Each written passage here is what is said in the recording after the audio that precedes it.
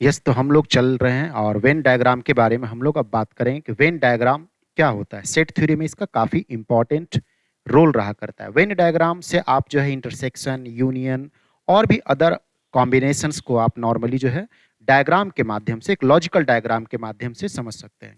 तो Venn diagram एक तरह से लॉजिकल रिप्रेजेंटेशन हुआ करता है, एक डायग्रामेटिक फॉर्म हुआ करता है किस चीज़ के लिए, जो है जानकारी देने के लिए आपका जो भी लॉजिक डेवलप किए हुए रहते हैं सेट थ्योरी के हिसाब से, उस लॉजिक को, जैसे कि आप इंटरसेक्शन क्या होता है, यूनियन क्या होता है, इसको आप टैबुलर फॉर्म में भी समझ सकते हैं, नहीं तो डायग्राम के फॉर्म में बहुत जल्दी समझ सकते हैं। जैसे ये पूरा का पूरा जो जोन देख रहे हैं जहां पे आपका लेजर घूम रहा है, जिसको यू से दिखाएं, मतलब ये यूनिवर्सल है।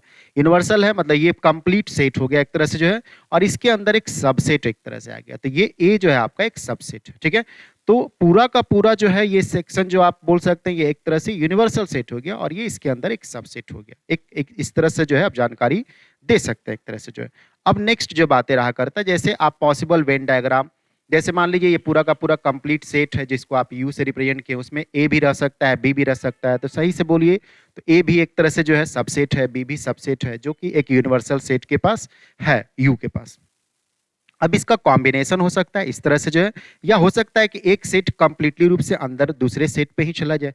तो इस तरह से क्या लॉजिक डेवलप होता है इसके बारे में हम लोग जानकारी जो है अभी लेने वाले हैं। जो है कॉम्प्लीमेंट ऑफ सेट, मतलब जो मेन सेट है उसको छोड़ करके बाकी जो भी आपको रहता है एक तरह से उसको कॉम्प्लीमेंट बोलते हैं, जो कि देखिए डार्क कलर से जो है शेडेड किया हुआ जो है वो कॉम्प्लीमेंट हो गया ए का जो है। ठीक है, ए को छोड़ करके बाकी जितने भी रीजन है उस यूनिवर्सल सेट में, that will be called as complement of the set. ठीक है, अब जो है पॉसिबल वेन डायग्राम के बारे में हम लोग बात कर चुके थे एक तरह से जो है, और इसके बारे में भी बात कर चुके। अब हम लोग जो है एक तरह से चलते हैं यूनियन ऑफ टू सेट क्या होता है। तो यूनियन बोलेंगे कि मिला करके जो है, तो the union of two set का मतलब हो गया कि आप सारा का सारा मिला लीजिए एक तरह से जो है। ठीक है, ए सेट और बी सेट, तो सारा कॉम्बिनेशन जो मिला करके आपको आता है, जो एक ऐसा सेट जिसमें एलिमेंट ऑफ ए भी मिले और एलिमेंट ऑफ बी भी मिले, वैसे कॉम्बिनेशन को हम लोग यूनियन बोलते हैं। ध्यान रखिए, जिसमें आपका ए भी मिले, ए का भी एलिमेंट मिले, बी का भी एलिमेंट मिले उस कॉम्बिनेशन में, तो that's called union of two set, इसको यूनियन बोलते हैं। इंटरसेक्शन मतलब हो गया कि जो ए में और बी में कॉमन है, सिर्फ सिर्फ जो कॉमन है बस उसी को लेकर के चलना है, तो इसको इंटरसेक्शन बोलते हैं, जो कि देख सकते हैं ये वाला शेडेड रीजन से जो है वो आपको डेवलप किया हुआ है एक तरह से जो है। ठीक है, तो इस तरह से आपको तो इंटरसेक्शन ऑफ टू सेट्स का मतलब ये हो गया कि जो ए और बी में दोनों में कॉमन है, बाकी जो जो है उससे मतलब नहीं है, जो कॉमन है बस उसी को लेकर के चलना है एक तरह से जो है। तो ये इंटरसेक्शन ऑफ टू सेट का डायग्राम हो गया। बाकी कुछ कुछ बेसिक ऑपरेशन, जैसे आपको मान लीजिए ये पूरा यूनिवर्सल सेट है, एक रीजन R4 है, रीजन R1 है, रीजन R2 है, रीजन R3 है, तो आप एक तरह से बोल सकते हैं कि रीजन R2 जो है, सबसे पहले ये तेजी से आप समझ सकते हैं जो अभी ताजा ताजा पढ़े हैं, तो ये जो R2 है जाहिर सा बात है ये ए और बी का क्या है, इंटरसेक्शन है, तो आप इसको बोल सकते हैं। उसी तरह से जो R1 है, R1 क्या है, A intersection of B complement है। ए इंटरसेक्शन और बी कॉम्प्लीमेंट जो है वो R1 है, मतलब बी कॉम्प्लीमेंट, तो बी के बाहर जितना भी रीजन है, तो ये पूरा का पूरा रीजन बी के बाहर का ही लाई कर रहा है।